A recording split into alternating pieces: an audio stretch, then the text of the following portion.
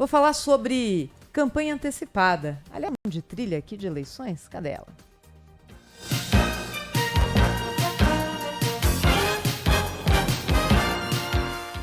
Ontem aqui no Jornal Gente, nós trouxemos a última pesquisa do Instituto Paraná com o levantamento das intenções de voto para a presidência da República. E os números aqui nós já dividimos com os ouvintes da Rádio Bandeirantes, com aquele quadro envolvendo Lula, Bolsonaro, Sérgio Moro, Ciro Gomes e o candidato do PSDB, que será conhecido muito provavelmente até domingo agora, com a solução dessa questão do aplicativo das prévias do PSDB. E tanto quanto os números, deixa eu lembrar aqui o nosso ouvinte para aqueles que não estavam conosco ligados ontem no Jornal Gente. Eu vou dar aqui um dos cenários que envolve Lula, Bolsonaro, Moro, Ciro Gomes e Dória. Não há grande alteração com o Eduardo Leite.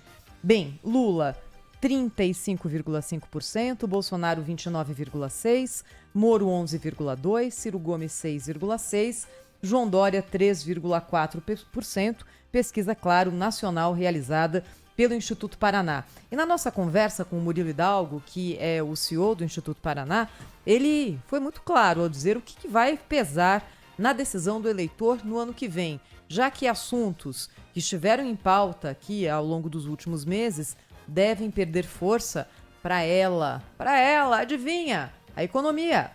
Qual é, na sua opinião, o maior problema do Brasil atualmente? Aquele que o governo deveria esforçar para resolver em primeiro lugar. Isso há 6 meses atrás era Covid, pandemia. Hoje, se a gente somar o desemprego com a crise financeira, nós já vamos quase a 35% do eleitorado. Quer dizer, o grande problema do presidente Jair Bolsonaro hoje é a economia. Se a economia não reagir, terá muita dificuldade de reeleição. Se a economia melhorar, a chance aumenta muito.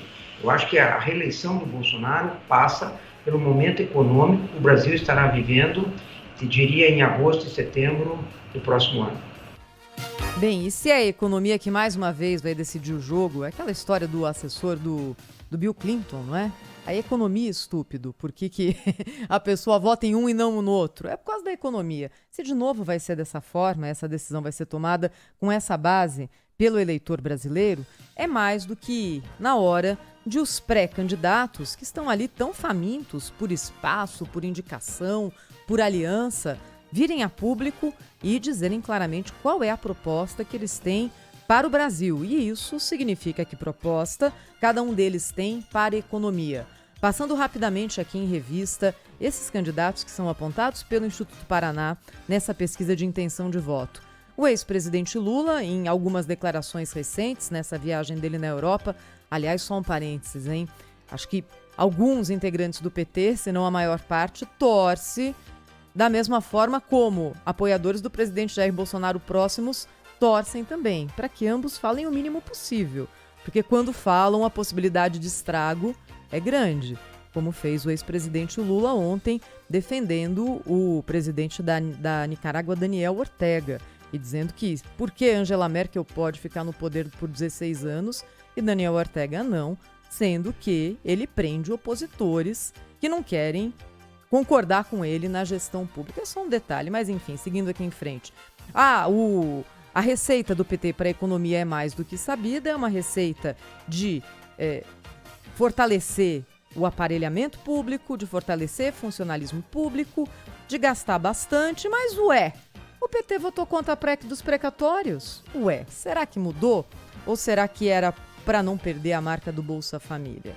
Uma pergunta que fica aqui no ar. O PT precisa vir agora a público e dizer o seguinte: olha, a minha proposta para esse momento do Brasil é essa. Da mesma forma, o presidente Jair Bolsonaro, que foi eleito para a economia com uma proposta ultraliberal do superministro Paulo Guedes e que foi mudando isso ao longo do tempo, e hoje temos o ministro Paulo Guedes defendendo a PEC dos precatórios com quebra do teto de gastos. É um ou é outro? Sérgio Moro, recém-candidato, está tentando achar ali um programa econômico para chamar de seu. Achou o economista Afonso Celso Pastore, um economista de peso, e está acenando para o velho e bom mercado, dizendo o seguinte: olha, fiquem comigo que aqui vocês vão ter o que vocês querem. Não vamos aqui fechar os olhos para consequências do rompimento dessa política e do teto de gastos. Isso vai gerar um aumento da inflação, que vai ter que ser respondido pelo Banco Central com o aumento dos juros. E quando se fala em aumento de juros, as consequências disso é recessão. Bem, passando por Sérgio Moro, que, claro, identificou essa fatia muito interessante para trafegar, defendendo rigor fiscal, defendendo teto de gastos.